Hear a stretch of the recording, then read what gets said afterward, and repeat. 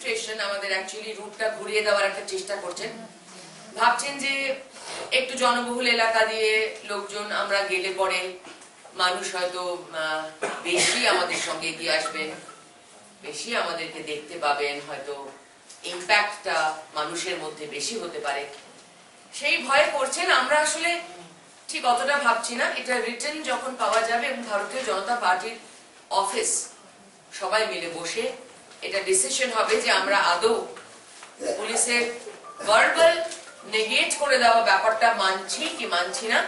এটা রাজকমল দা এবং দিলীপ দা এবং আমরা সবাই, তাই তো ভারতীয় জনতা পার্টির স্টেট অফিস এবং সেন্ট্রাল লিডার্স সব মিলে ঠিক করবেন।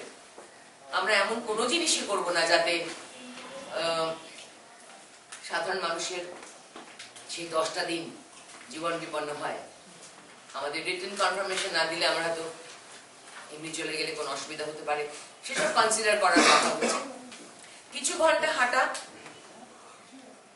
জেলা জেলা থেকে প্রচুর মহিলা উৎসাহিত, প্রচুর মানুষ উৎসাহিত, কেউ বাসে আসছে, কেউ ট্রেনে আসছে।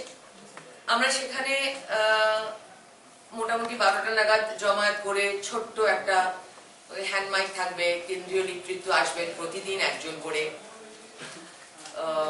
বিজয় রাহাতকরজি যিনি আমাদের ন্যাশনাল প্রেসিডেন্ট উনি থাকবেন, পূজাজি জিএস ন্যাশনাল মহিলা মোর্চা উনি থাকবেন, এবং আরো অনেক কেন্দ্রীয় নেতৃত্ব আসবেন। দিনে দিনে সেটা মৌসুমীদের এবং অফিস থেকে রাজকমল দ্বারা অ্যানাউন্স করবেন।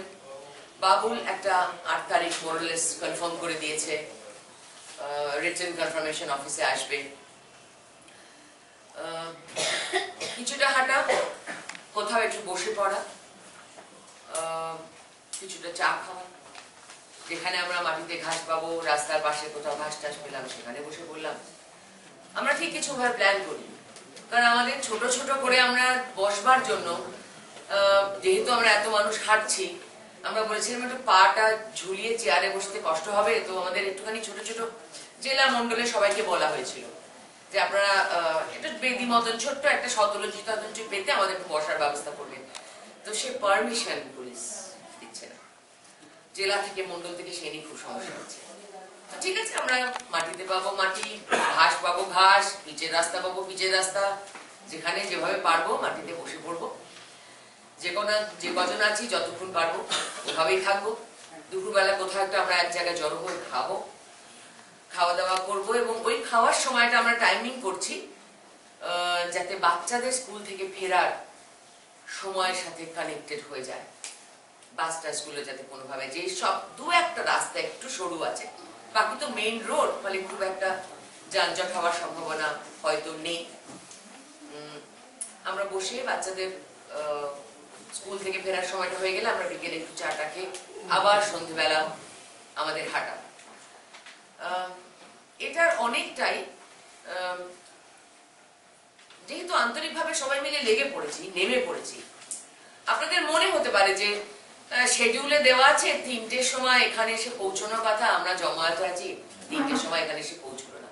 হতে পারে হয়তো পৌঁছানো হলো না, কারণ হাঁটতে হাঁটতে কারো শরীর খারাপ হতে পারে, তার জন্য অ্যাম্বুলেন্স থাকছে, ডাক্তার থাকছে। এমন হতে পারে হাঁটতে হাঁটতে কিছু মানুষ এমন ভাবে আমাদের সঙ্গে জড়িয়ে জড়িয়ে কথা বলতে শুরু করলেন, তাদের সাথে কথা বলতে দূরে দেরি হয়ে যেতে পারে, অনেক কিছু হতে পারে। আমরা আমাদের মতো চলতে থাকবো, থামবো না। এবং এটাও বলতে চাই, যদি এমন কোন মানুষ থাকেন, এমন কোন মহিলা থাকেন যিনি চলতে পারেন না পথে, তার হয়তো একটা হুইল চেয়ার ভরসা, তাকেও বলি যদি বেরিয়ে আসতে চান, যদি আমাদের একবার খবর দিতে পারেন এই ভারতীয় জনতা পার্টির অফিসে, আপনার হুইল চেয়ার খেলে আমরা আপনার সঙ্গে সঙ্গে আপনাকে আমরা সঙ্গে সঙ্গে নিয়ে নিয়ে